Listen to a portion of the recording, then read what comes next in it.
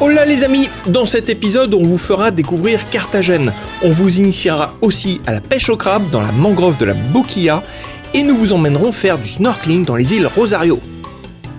Mais commençons par cette magnifique ville fortifiée classée au patrimoine de l'humanité de l'UNESCO et baignée par la mer des Caraïbes.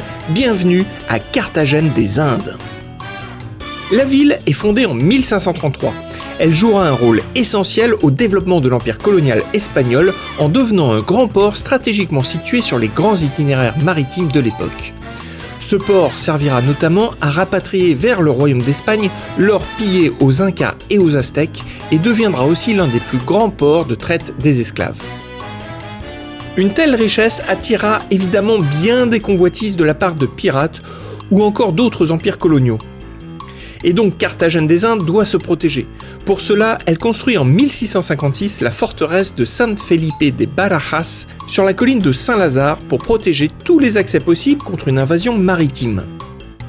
Mais malgré cela, Carthagène sera attaquée par la marine française en 1697 et le port sera pillé pour un butin estimé entre 10 et 20 millions de livres. Carthagène réalise alors que ses infrastructures de défense ne sont pas suffisantes et se lance donc quelques années plus tard dans un grand programme de fortification de la ville, dont les 8 km de remparts restants en sont le plus bel exemple.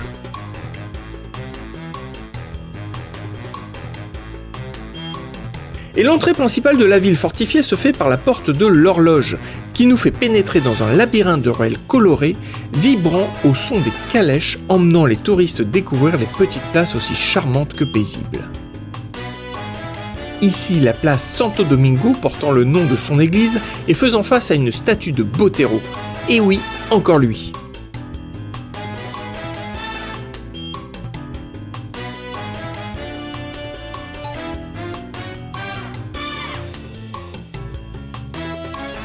Ici, la place Bolivar et son palais de l'Inquisition.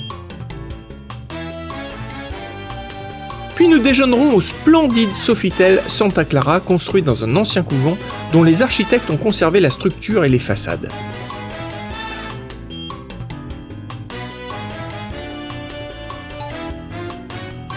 La cité sous les remparts est un vrai coup de cœur qui ne laissera aucun voyageur insensible.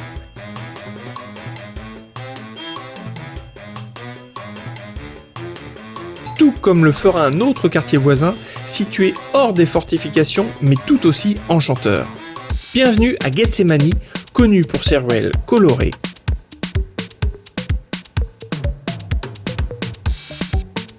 aux graffitis omniprésents et à ses petits passages pleins de poésie. Mais c'est la nuit que le quartier s'anime, comme ici, sur la place de la Santissima Trinidad, où Michael Jackson fera une brève apparition sous le regard hypnotisé d'un petit garçon rêveur. Carthagène des Indes, c'est aussi deux quartiers modernes hyper touristiques, avec d'un côté Boca Grande et ses tours un peu vieillottes face à la plage,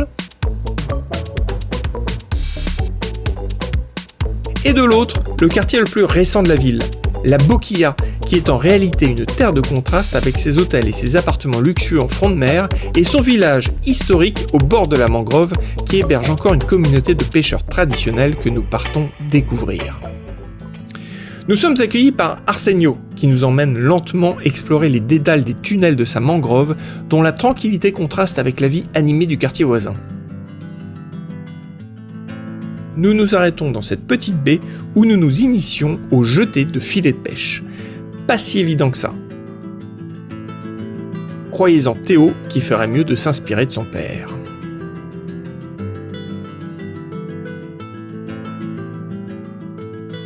Nous découvrons aussi la pêche au crabe en casier qui s'avérera un peu plus fructueuse que nos prises de poissons.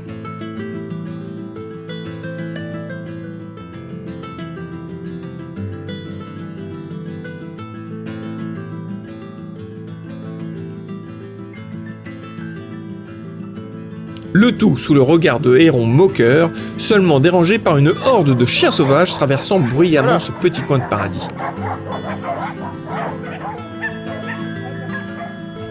Au retour, nous stoppons dans un petit restaurant familial sur la plage où nos hôtes nous ont préparé un plateau de fruits de mer gargantuesque avant de nous donner leur recette pour apprécier les quelques crabes que nous avons ramenés. Cette expérience authentique a été rendue possible grâce à notre agence Cap Colombia, tenue par Fernando et Sabine qui nous ont organisé tout ce périple en Colombie. Merci infiniment à eux pour ce programme inoubliable, car nos aventures en Amazonie à la découverte de la communauté Mocagua, c'est eux. La région du café dans la finca d'Elisabeth et Hervé, c'est encore eux. La Guajira et la rencontre avec les Wayuu, c'est aussi grâce à eux. Nous vous mettons les coordonnées de leur agence dans la description de cette vidéo. Car c'est aussi et enfin grâce à eux que nous partons explorer un autre trésor de la région de Carthagène, les îles Rosario.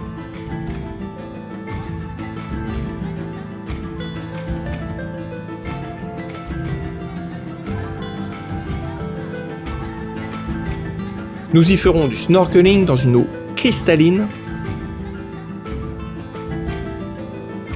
Nous passerons devant l'ancien palace de Pablo Escobar, appartenant dorénavant à l'État et laissé à l'abandon, avant de rejoindre une petite île pour y déjeuner en compagnie d'un iguane qui n'hésitera pas à se jeter à l'eau pour nous laisser sur cette île, seuls au monde.